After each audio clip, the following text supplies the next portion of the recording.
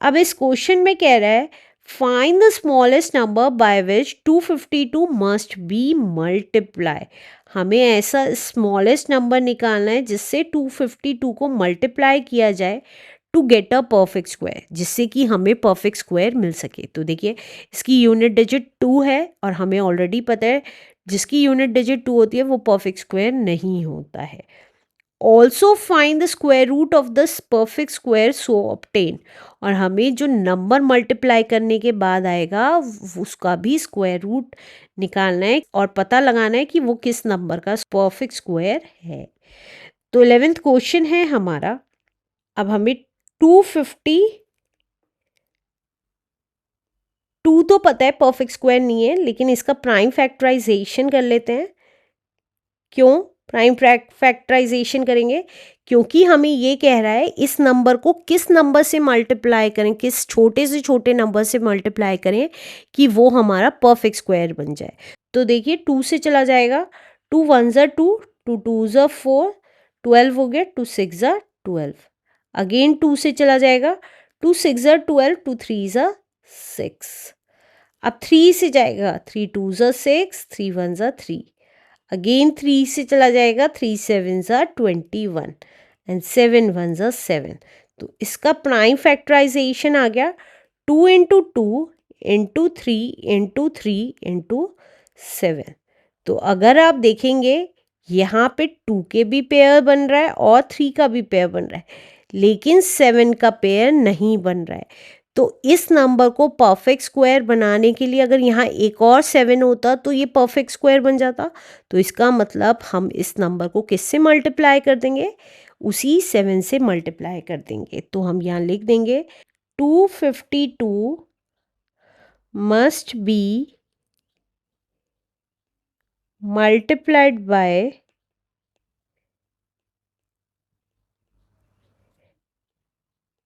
7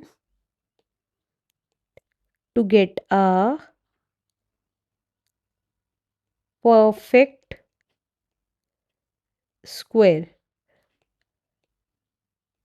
perfect square निकालने के लिए हमें 252 को 7 से मल्टीप्लाई करना पड़ेगा।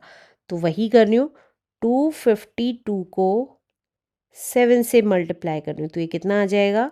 7 2 ज़ा 14 कैरी 1, 7 5 ज़ा 35 प्लस 1 इज़ 36 3 कैरी, 7 2 ज़ा 14 प्लस 3 इज़ 17।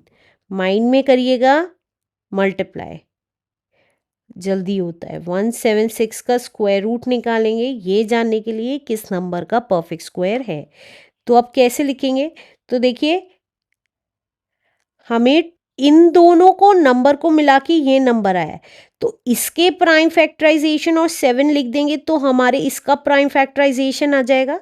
तो 252 का प्राइम फैक्टराइजेशन क्या था? ये वाला 2 टाइम्स 2, 2 टाइम्स 3 और 1 टाइम्स 7।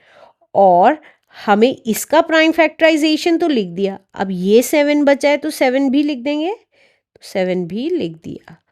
अब 2 2 के पेयर्स बनाएंगे और एक एक बार बाहर लिख देंगे। तो ये आ गया 1 टाइम 2, 1 टाइम 3 एंड 1 टाइम 7। तो ये कितना आ गया? 2 3 ज़ा 6, 6 7 ज़ा 42। तो हमें पता चल गया ये जो नंबर है ये किस नंबर का परफेक्ट स्क्वायर है? That is 42 is the answer. Let's do next question now. अब इस क्वेश्चन में कह रहा है विच वन अमंग 64 का स्क्वायर, 108 का स्क्वायर, 292 का स्क्वायर एंड 36 का स्क्वायर हैज लास्ट डिजिट 4। किस इनमें से किस किस नंबर की लास्ट डिजिट 4 आएगी? चलिए देख लेते हैं। तो देख लेते हैं किस नंबर की लास्ट डिजिट 4 आएगी। हमें 64 का स्क्वायर कह रहा है, तो इसकी यूनिट डिजिट हमारी आएगी, हमें पता है अगर हम 4 का स्क्वायर करते हैं, 4 इंटू 4 करते हैं तो यूनिट डिजिट क्या आएगी? 16 आता है, 4 इंटू 4 करते हैं तो यूनिट डिजिट 6 आएगी। तो unit digit will be 6 not 4। तो इसी तरीके से अब नेक्स्ट देखते हैं 108 का स्क्वायर करते हैं तो क्या आता है? तो अगर हम 8 इंटू 8 करते हैं तो हमारा आता है 64 और इसकी यूनिट डिजिट क्या है? 4 ही है। तो हम यहाँ लिख सकते हैं इट्स यूनिट डिजिट इज 4। अब नेक्स्ट देखिए 292 का स्क्वायर करते हैं तो लास्ट यूनिट डिजिट 2 है तो 2 इंटू 2 किया तो 4 आ गया। तो हम यहाँ लिख सकते हैं its unit digit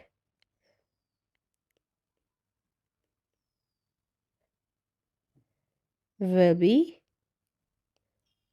4। And last देखिए 36 का स्क्वायर, 36 का स्क्वायर करते हैं तो इसकी यूनिट डिजिट 6 है तो 6 इंटू 6 करेंगे तो 36 आएगा। तो इसकी यूनिट डिजिट 6 आ रही है तो its unit digit is 6 not 4, 4 नहीं है। तो हमें पता चल गया किसी भी नंबर की यूनिट डिजिट 8 और 2 होती है तो हम अगर उस नंबर का स्क्वायर करेंगे तो हमारी यूनिट डिजिट क्या आएगी? 4 आएगी answer. Let's do next question now.